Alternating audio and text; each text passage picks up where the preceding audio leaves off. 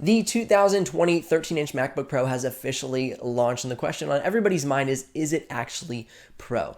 Is this a laptop for video editors, graphic designers, photographers? We're going to talk all about that, including what price tier you should consider purchasing if you want to get the 2020 MacBook Pro 13-inch. And we're going to talk about why Mac always seems to hide certain information in their spec list and not give us the full story. So all that coming at you right now. If you're new to the channel, my name is Benji Kaiser, and you're watching Don't Tech With Me, a place where we get the latest tech news and tech terms demystified specifically for creative professionals. So if that sounds like your kind of place, consider subscribing and ring the bell so you don't miss out on any of the future videos. We're going to jump in right now to this somewhat digital review. We're looking here at the Mac website, and we're going to talk about the things that are great and have improved and the things that maybe you should consider getting an older computer, not the latest 2020 13-inch MacBook Pro. Okay, 3 big improvements right off the bat. 32 gigs of RAM, big plus. So before you could only get the 16. 10th generation processor, yes, that's a good thing, but not every model comes with the latest 10th gen processor. The Magic Keyboard, absolutely a plus. The Butterfly keyboard had a ton of problems, so if you're somebody who's been considering a 13-inch MacBook Pro, then yeah, you should consider the new one because the Butterfly keyboard was atrocious. You can get the new MacBook Pro for the same price as a new 2019 MacBook Pro with a Butterfly keyboard. So if you were already considering a 13-inch MacBook Pro, then my statement to you is, yeah, go for it. Now, we're going to talk about what these computers are capable of. And so, if you're wanting to do like 4K video editing, I might slow you down and pump the brakes on you and say, let's talk about some other options because you may not be super satisfied with that performance. All right, another upgrade is that you can now get 256 at the base model rather than 128 gigs of storage. All right, the portable powerhouse, the 4-core, 4.5 gigahertz, 32 gigs of RAM, and more. Okay, let's kind of cut through this. The 4.5 gigahertz is the boost clock. So what that means is that is the level of power that your laptop will boost up to. Now, if you really are pushing your laptop hard and it starts to heat up, it's going to throttle back that power in order to keep the MacBook Pro cool. MacBook Pro doesn't have the best ventilation, and so it relies a lot on its thermal throttling in order to make sure that it doesn't run too hot. It does have some good fans in it. It does spin it and keep it cool, but overall, it does throttle.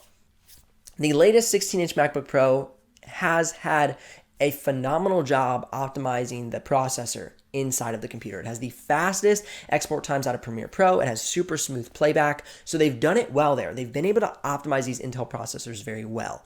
That being said, though, this boost clock is not the most promising spec. It is somewhat of a marketing game when it comes to that spec, the boost clock.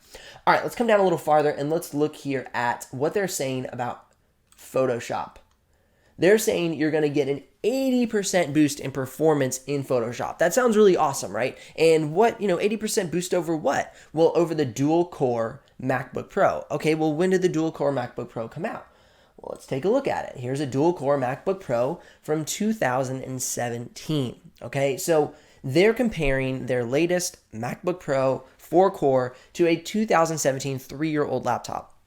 To me, that is not a promising boost in performance because, of course, we're going to see more performance out of a 4-core than we will out of this dual-core. There's just no questions. Each core has the power to process a single task at one time. So the more cores you have, the more power capable your computer will be.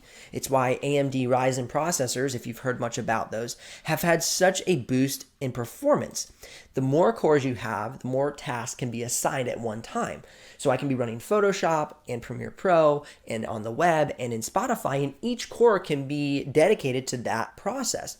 And so what that allows is for more performance. So if I only have 2 cores, yeah, I can have a really high gigahertz, but I cannot delineate my processes of Photoshop, Premiere Pro, Spotify, and Google across to 4 cores. Only 2 cores will be capable of handling all of those processes. If you want to know more about processors or CPUs and cores and threads, you can head on over to the channel, click one of those playlists, and I have videos explaining all that. But I just wanted to do a quick presentation of that so we know what this marketing jargon is talking about. All right, we're going to jump back into this list here. Thanks for hanging on to me. You guys are awesome. We're going to solve the problem. Is this MacBook Pro really Pro? So far, kind of. Not really. Okay, now, final cut. we're going to see a 60% boost in Final Cut over the baseline. Now, as you see here, this is with the Intel Iris Plus graphics, okay? This is the model. This is the model that's around, I think, $1,700. Because if you look at this here, see this over the baseline 655, okay? Let's go take a look real quick. See Intel 655 graphics, MacBook Pro. All right, so let's see what computer that was in. Okay, here we go. Intel 655. Let's look at Best Buy. Let's see what Best Buy has to say about this. All right, so that was last year's model. Okay, but let's talk about this. Last year's model had the Intel 655. This year's model, let's go up here. Sorry, it's just taking a minute, but we're doing this in real time. This year's model has the 645. Now, I don't know what they did to perhaps optimize this, because this year's model has the exact same processor as last year's model. This is the same processor. The 2020 MacBook Pro has the same processor as the 2019 MacBook Pro. But they're reporting a lower skew on the graphics. So take that as you will. Until I get it in the studio, I won't know for sure how well this laptop performs.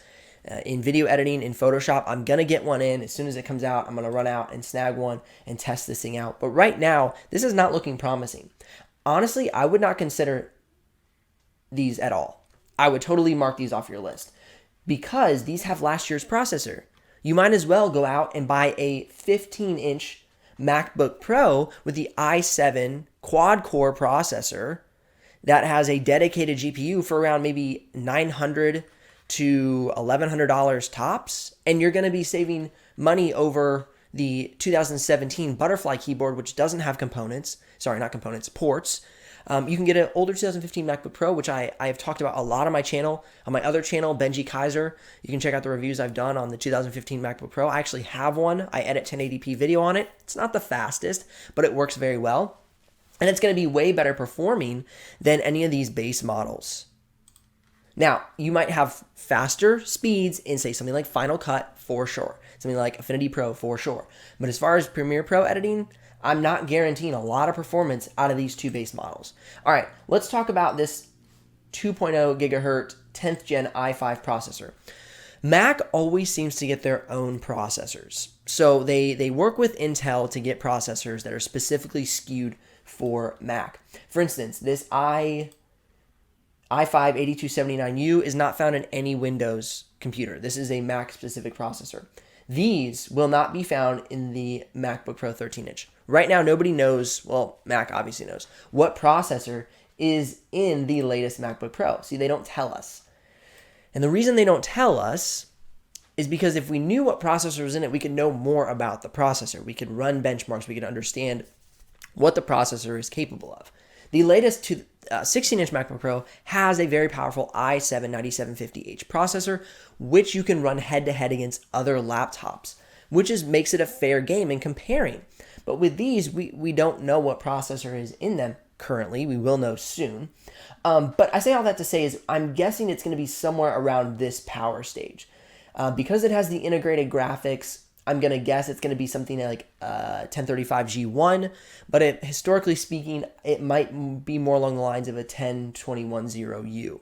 This has integrated graphics. This one does not have an integrated improved graphics card. It'll just have like an Intel Ultra HD, where this one has the Iris Pro, which is what we see here, Iris Plus graphics.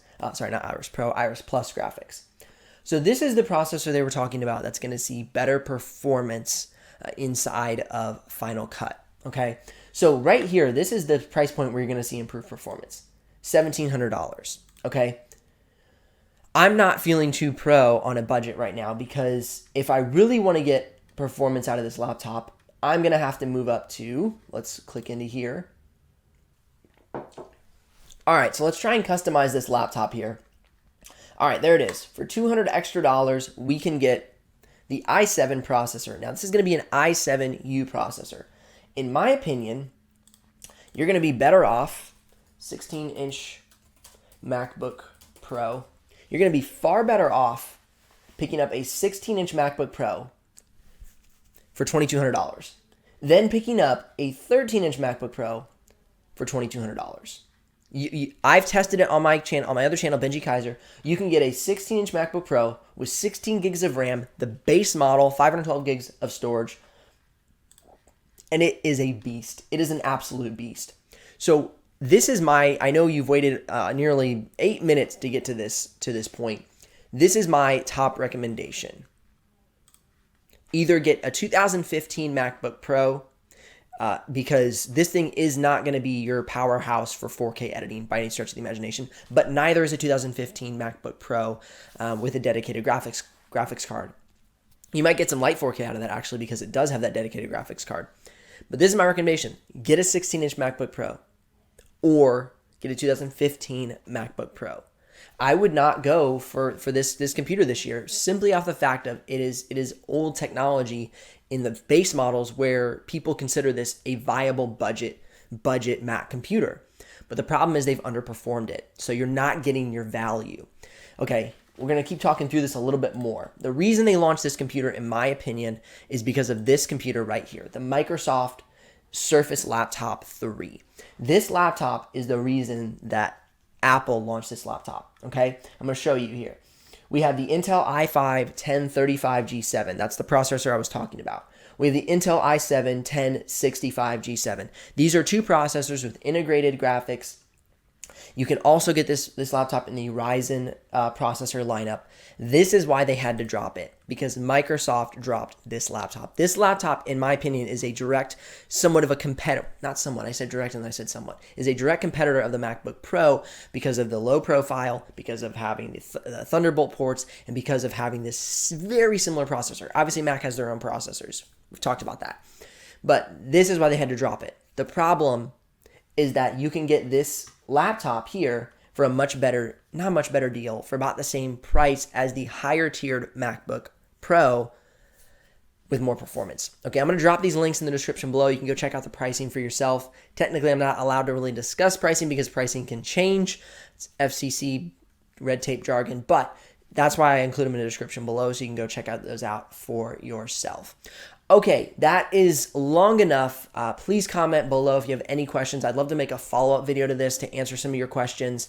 I'm Benji Kaiser. You've been watching Don't Tech With Me. Subscribe and ring that bell so you don't miss out on the future videos. Also, note if you do use one of those links to make a purchase, that is an affiliate link, so I will get a small commission, but at no extra cost to you. But that's what keeps this channel alive and helpful content coming your way.